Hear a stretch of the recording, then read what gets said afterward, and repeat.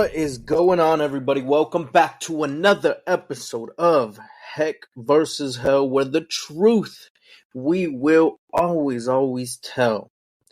Welcome back to another episode, and thank you all for tuning in. If this is your first time in this episode, welcome and greetings. I hope each and every one of you are having a great day. Or if you're starting off your day, I hope you have a great rest of your day, and this is perfect as a cup of tea, right? As an espresso shot, because as you can see, this isn't usually how long the episodes are, okay?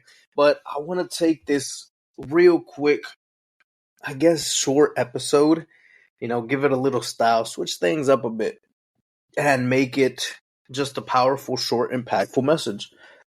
So I'm not sure what this is called just yet. You probably already know by the title of it, but I want to go off of a scripture because I was actually reading the Bible to Lex a couple days ago, and we were in Matthew. We were rereading the Gospels, and so there was a portion that had came up, and it was when Christ was being tested in the wilderness. Now, if you're not familiar with the scripture, this was a little bit after Christ was baptized by John the disciple, and he had gone up into the wilderness to fast for 40 days and be tempted by the devil. So I want to go ahead and read some of this. I know we're just jumping right into it, but I want to make sure that time is of the essence. If you're going to take this as a little cup of espresso, we can't be, yeah, I said espresso. We can't be extending it too long, okay? So let me read this really quick from the Word. And the first temptation talks about how basically he had said, "If you are the Son of God, tell those stones to turn to bread." Now, remember, he was hungry after these 40 days and nights, so that would be very tempting for any human being. And Jesus answered, "It is written, man shall not live on bread alone, but on every word that comes from the mouth of God." But here's the next one where it gets interesting, and this is the point that kind of gave me the revelation, was this next couple verses. So we're on Matthew 4, chapter 4, verse 5. "Then the devil took him to the holy city and had him stand on the highest point of the temple. 'If you are the Son of God,' he said, 'throw yourself down, for it is written, He will command His angels concerning you, and they will lift you up in their hands, so that you will not strike your foot against a stone.'" Now, we have to go and begin to comprehend, because the revelation that I had was the fact of the devil will do such a good job at making sure to ensure that we are as comfortable as possible so that he could cause us to sin. So he will go and show you what you are comfortable with and what you're familiar with to bring down your God and be deceived.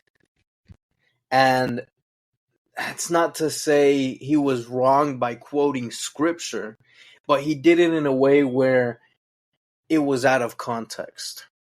It was a scripture out of context because obviously you're not supposed to tempt God. You're not just supposed to jump off of a cliff and go like, "Oh, well, God's got me." That's tempting God.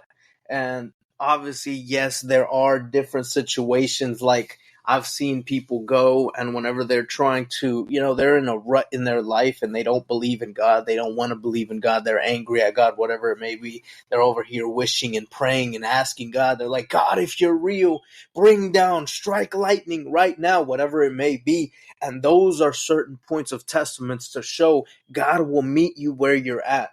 But the devil will try to make you comfortable to a point to deceive you, because it's really hard for us to hear that small voice in our head or use our gut intuition when we're comfortable and our guard is down.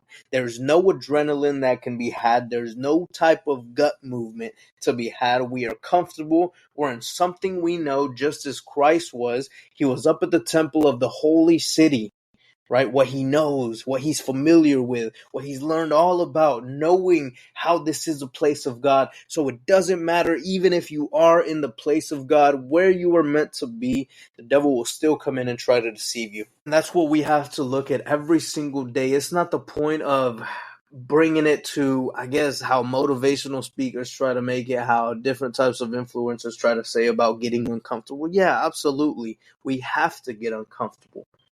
But it's a point of understanding that we're not where we need to be, number one, so we shouldn't be all too comfortable anyways.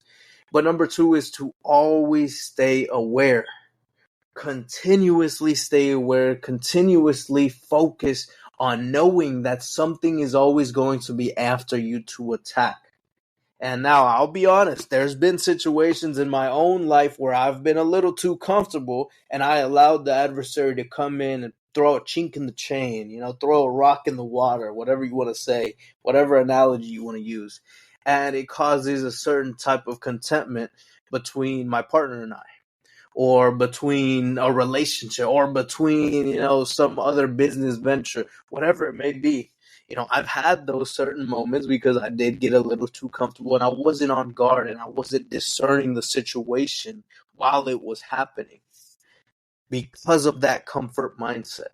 Now, we have to continuously practice to become aware as much as possible. It's a consciousness that we have to practice. Focus on what it is that you're doing, why you're doing what you're doing. Is it going and ultimately propelling you towards the trajectory of what your life was intended to be on in the first place, and or your purpose, or is it something that you can just ultimately weed out? Now, I'm recording this right now, and I hear it. I know it's horrible. I don't know what happened to the audio. It just kind of messed up, but I don't want to cut it out of the episode, so I'm leaving it in. Please bear with me as we go on through this together.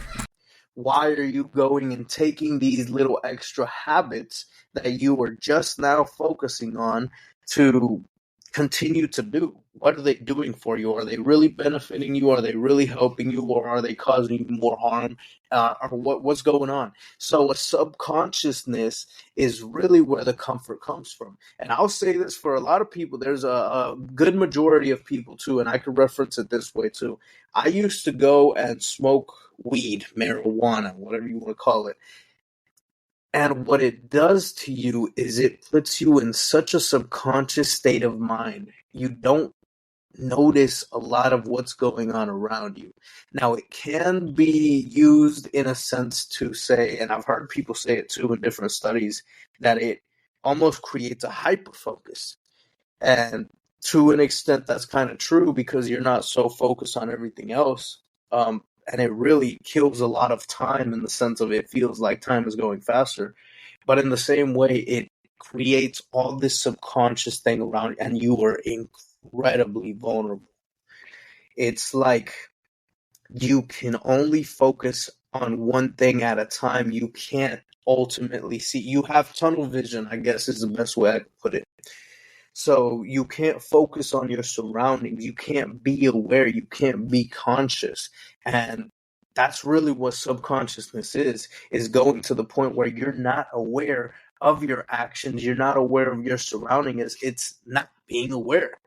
That's what consciousness is. That's what subconsciousness is, rather, right? Same thing if I tell you how fast are you breathing right now. You were subconscious that you were even breathing, and now the point that I brought it up, now you're focusing on your breathing. Now you're over here kind of having to manually do it. It's the same way. If we go and we live in that subconscious nature, it's not going to suffice the way we need to live. And it's going to bring us to a point where we become very vulnerable for the adversary. But that's a real quick message that I want to share with you. I want to give you that revelation that was given to me and structure it a different type of way, because I know there's so many people that say certain, I guess, concepts in their own mannerism, but give it to you this way, right? Give it to you with a little fire of that HVH punch. You know what I mean? So I love you all. I hope you all have a great rest of your day, great rest of your week, and great rest of your weekend, because this is on Friday, right? But peace, love, blessings. Hopefully, y'all start tuning in or tune in more to the episodes. We do have a couple things rolling out when it comes to the syndicate itself, but that's for a little later. All right, I love you all, and we'll catch you on the flip side.